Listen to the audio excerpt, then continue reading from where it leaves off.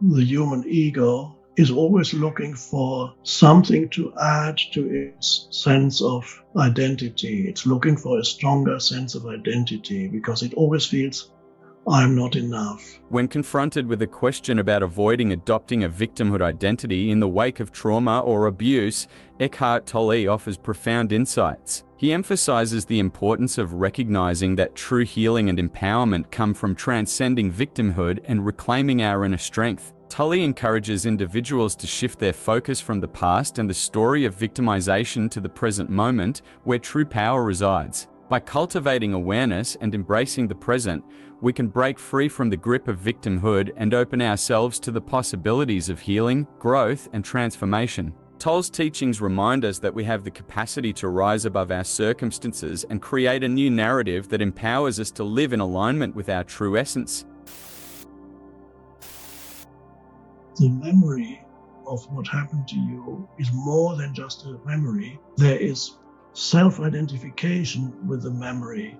In other words, it's not perceived as just something that happened to you, but it becomes part of who you perceive to be.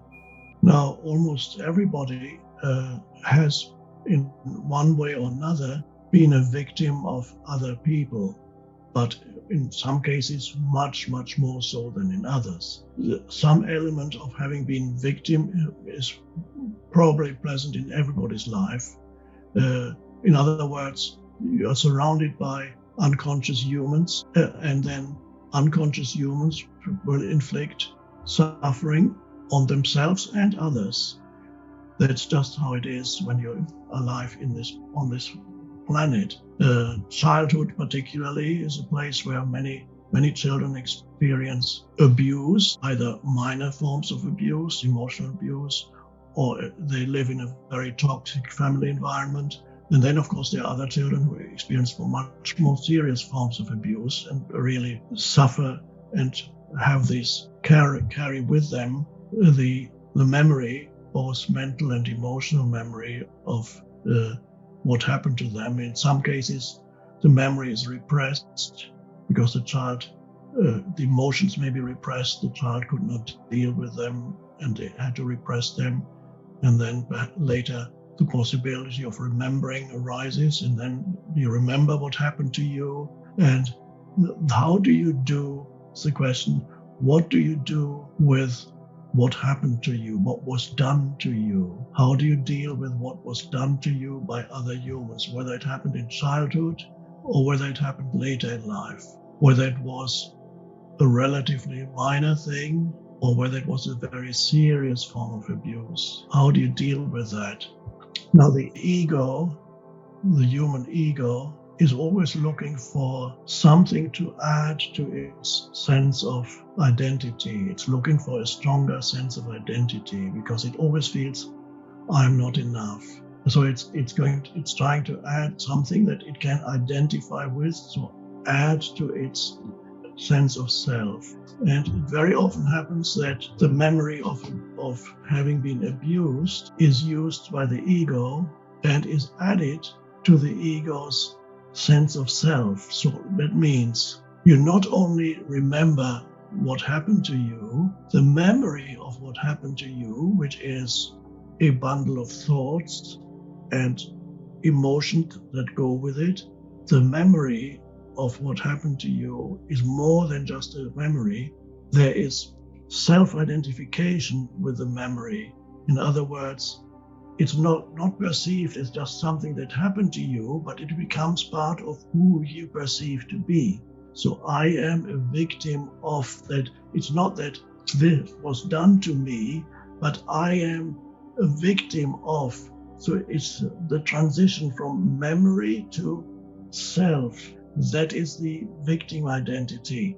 The ego does that because victim identity is a very powerful form of identity, a very powerful form of ego, particularly in cases where the ego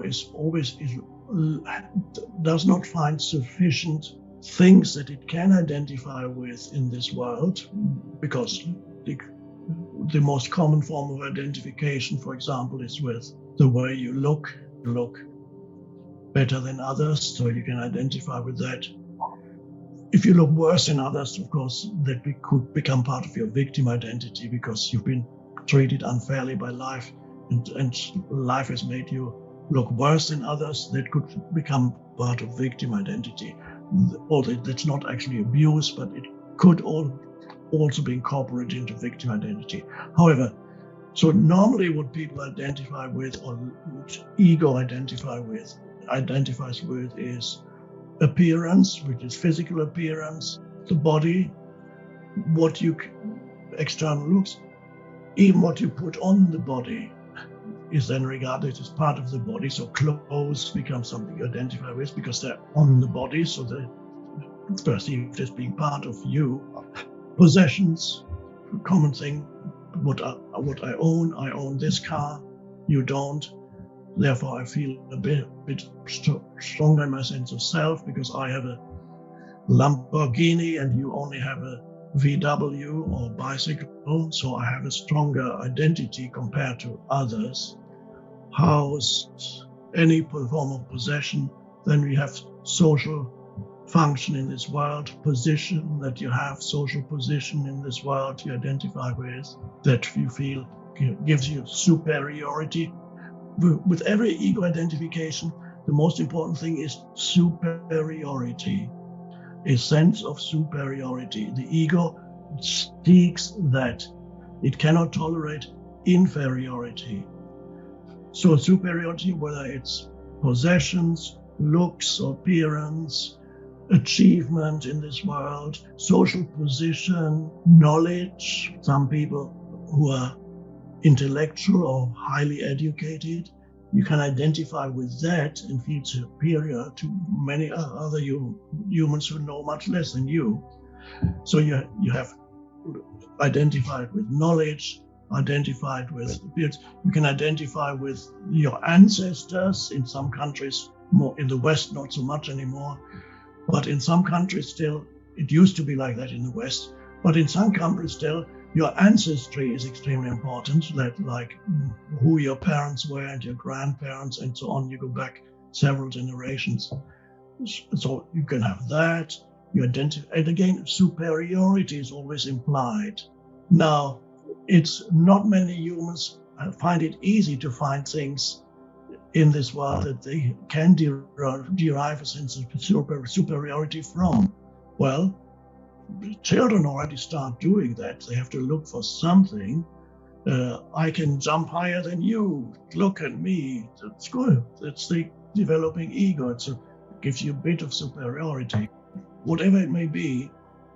So many humans don't find a lot in this world that does give them a sense of superiority. They don't have a lot of possessions or no possessions. They're not particularly highly educated, don't really know that much. They're not great looking. So what else? The ego is looking for something. No, it could be things like resentment. So that's a great one. Grievances towards other humans. That's a big one. So the ego can have anger towards other humans or groups of humans. So the ego can get in there, identify with those thoughts, and gives you a sense of superiority. You can sometimes, I don't know if you've all met people who are kind of considered half crazy who are walking the streets, and you have people, you see them often in big cities particularly, they're shouting at everybody. They're very angry and they're shouting at everybody. You. You can see it's a rudimentary form of superiority. By being angry at others, it's implied that ultimately you are superior to those humans that you are angry at. So even if you have nothing, you can get the ego can make you angry about other people, and you start shouting at them, and you feel suddenly superior to everybody. All these awful people out there. And that brings us already in the direction of victim identity. Victim identity, again, you remember what was done to you, and the memory becomes incorporated, as I said, into your sense of self. That becomes me, the victim of those people. That's me. I am the victim. So you become, in your own perception, a victim of this or that other people. This enhances your ego because by being a victim, you feel superior to others, not only to those who inflicted suffering on you, whether real or imagined, but you also feel yourself superior to anybody else who is not as much as a victim as you are. It's an unconscious process. If you can talk about your victimhood, anybody who is less of a victim than you is inferior. And so the superiority is a moral one could say, because if unjust things were done to you, then by being a victim of unjust deeds perpetrated by other humans, you automatically become morally superior, not only to those humans who inflicted that on you, but also to other humans who are not victims or cannot claim, have not as much claim on victimhood as you have. You are morally superior to them. Every egoic identity is a form of delusion. So ultimately it's a delusion that it's the stronger the ego is, the more deluded you become about who you are. And that you can also have collective victimhood, as very common these days. Your group of people who undoubtedly has people you identify with, whatever it may be, it could be gender or race or a social class that was oppressed, whatever it may be. And certainly these things have happened. Social groups have been victimized, so to speak, in the past. Suffering inflicted by humans or on other groups of humans certainly happened.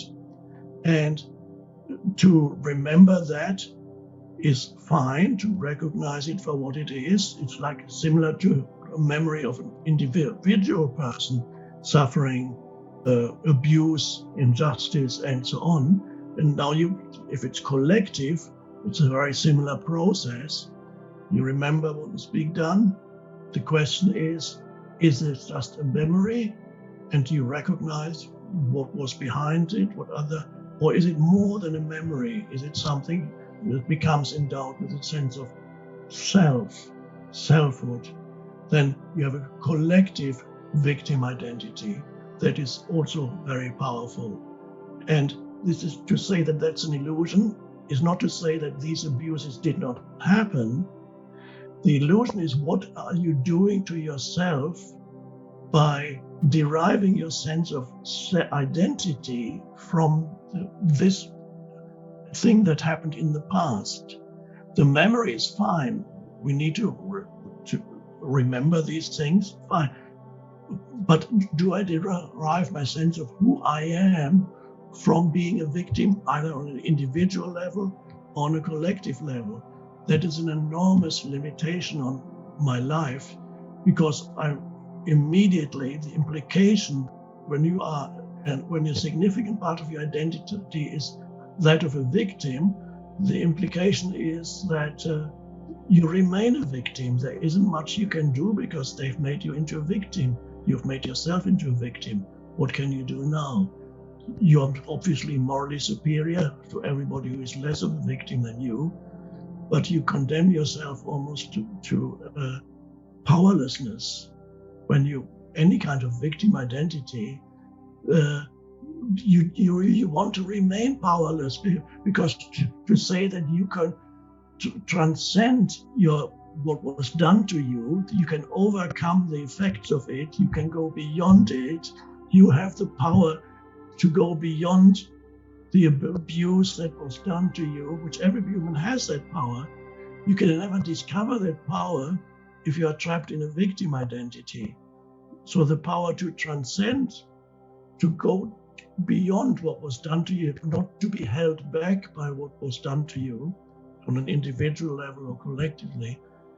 The power to go beyond it is you do not have this power as long as you remain trapped in a victim identity, because the ego does not want to let go of being a victim. Once something has been incorporated into the ego does not want to let go. It becomes part of it is precious to you. Thank you for joining us on this enlightening discussion with Eckhart Tolle as he shared his profound insights on avoiding adopting a victimhood identity after trauma or abuse. We hope that his wisdom has shed light on the path towards healing and empowerment. If you found value in Eckhart Tolle's teachings and would like to explore more of his transformative wisdom, we invite you to subscribe to our channel. By subscribing, you'll stay connected with our future videos featuring Eckhart Tolle and other inspiring voices in the realm of personal growth and spirituality. Don't forget to hit the subscribe button and turn on the notification bell to be notified of our latest uploads. We appreciate your support and look forward to providing you with more empowering content on your journey towards self-discovery and healing.